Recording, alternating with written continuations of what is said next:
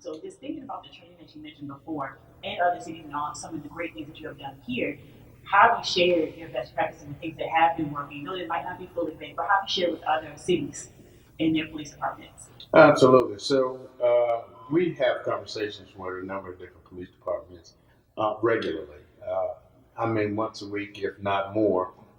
Sharing ideas and thoughts with other police departments throughout the country, and through other organizations throughout the world on what our best practices are. After that, you have those conversations, you realize that police departments aren't that different when you go from one agency, one city to the next. Sure.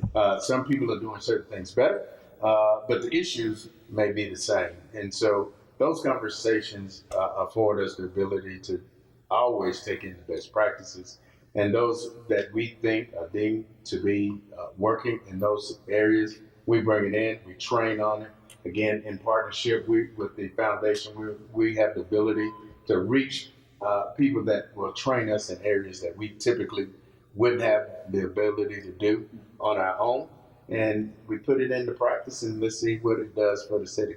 I think that the number of things that we've been able to do has really been beneficial. The video integration program that we have here actually came from another country because we had conversations with another country. And we have one of the most robust video integration centers in the country. So it's conversations such as that allow us to be where we are. That's wonderful.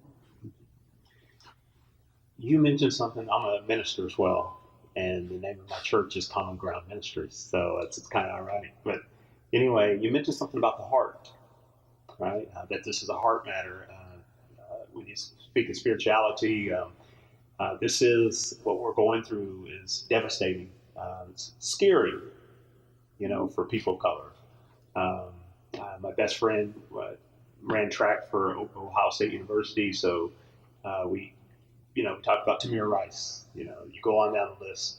And one of the questions here from our club is, how did you feel seeing the George Floyd incident? And I know you look at tapes all day, but there are triggers and there are turning points and there are triggers that pretty much forces society to take a look at itself in the mirror and say, yes, it's time for a change. Like I said, one of the most troubling ones probably was Tamir Rice for me, within 7 or 8 seconds seeing this kid get killed. But how do we change the heart of these officers? How do we change the heart?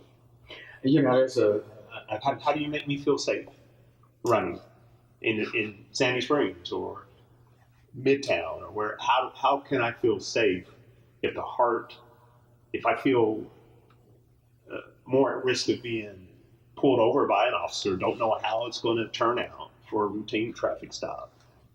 How can you change that? How can you make me feel secure when I get in my car and head back north that I'm going to be okay? Got it.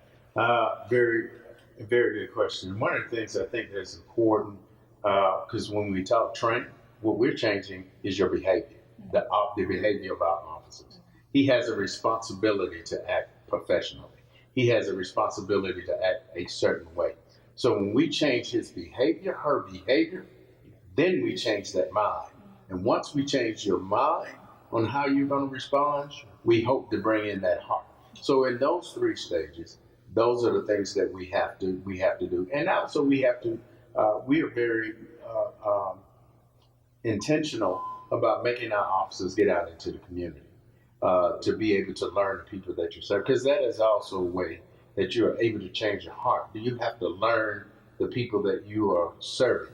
Yes. And once we are able to do that and continue to do that, it's a process.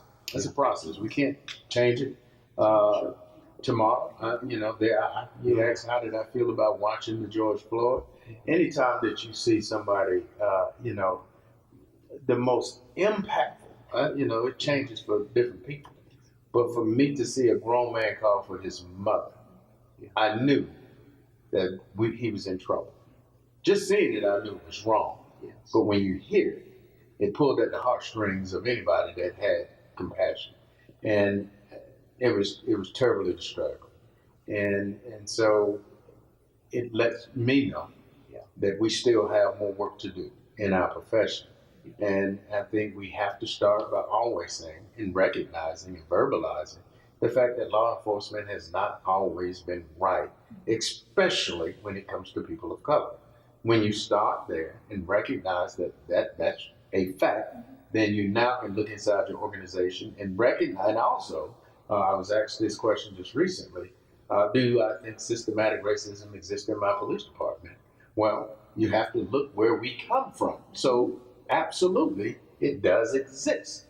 It is my obligation, and partnering with Dave and the lights and the mayor, is to eradicate that. We have to continue to make sure that we can get it out of us. It's like any other sickness or illness.